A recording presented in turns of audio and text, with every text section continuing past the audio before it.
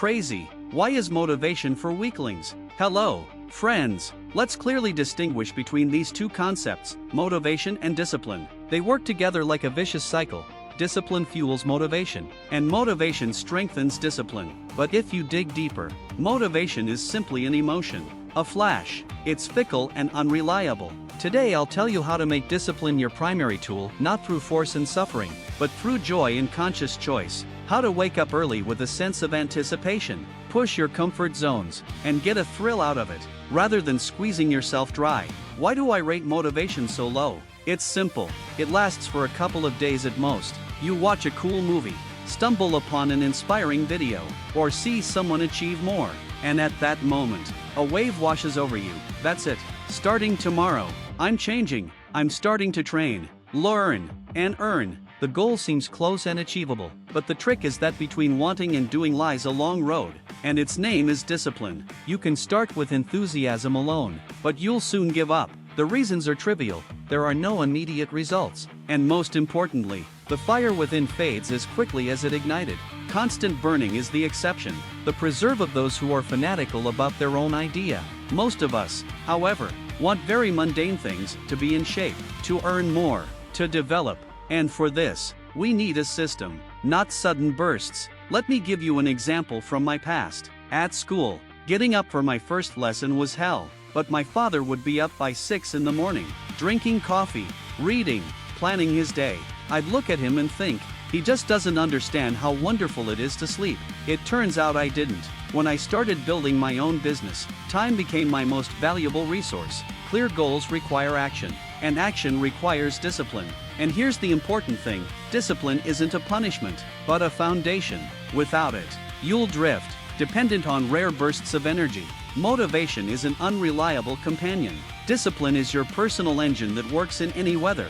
Feel the difference. You can work only when you're in the mood, or you can do it every day, according to a plan, step by step. It doesn't matter how well you slept or what the sky looks like outside today. You're moving toward your goal because you've decided to do so, and this isn't a feat. It's simply a different way of life. Discipline is that very step out of your comfort zone that changes the rules of the game. When you incorporate discipline into your routine, start living by a schedule and see how small actions lead to results. Something interesting happens. You don't just get used to it, you start to enjoy it, because you see progress. Without a system, progress is almost imperceptible. It stretches out over years. With discipline, you see progress every week. My turning point was connected with David Goggins, the man of steel. I listened to his brutal, merciless podcasts during training, where he said bluntly, "You're weak because you allow yourself to be weak." It wasn't pleasant. It was necessary. Where to begin? I'm convinced. 2 points of application of strength: waking up early and exercising. You don't need to jump up at 4 in the morning, depriving yourself of sleep. But getting up an hour or two earlier is the first signal to the brain: the rules are changing. It's difficult because the body is asking for comfort. That's why it works. It's a familiar scenario. A guy looks in the mirror, hates his reflection, but hasn't been able to make it to the gym for years. That's the essence of weakness. Discipline begins with defeating this inner saboteur. I've been through this myself. One day, I started waking up at 5 in the morning, and it wasn't torture. On the contrary, a strange feeling of strength emerged. You're already doing something while the world is still sleeping. My mornings began with coffee, a podcast, conscious planning, and a workout.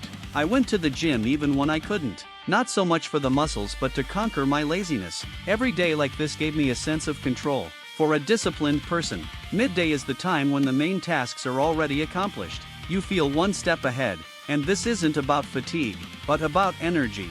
When you manage your time, and not have it manage you, the feeling of being lost and burnt out disappears. Forget those who complain that discipline is hard. Is it really hard when you accomplish more? See progress, become stronger and more confident? You move toward your goal not in spurts, but with constant pressure. And here's the key: discipline itself creates motivation. Through results, that initial, fragile motivation evaporates, but discipline provides you with a constant stream of small victories. You see the weights in the gym increasing, your skills improving, the numbers on your projects growing. A disciplined person constantly sees their own growth. He doesn't go with the flow, he's in control. He realizes that reality isn't something that happens to him, but something he creates. It's a powerful feeling.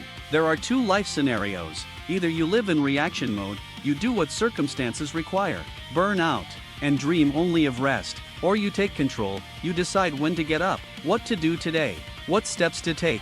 You're stuck in your goal.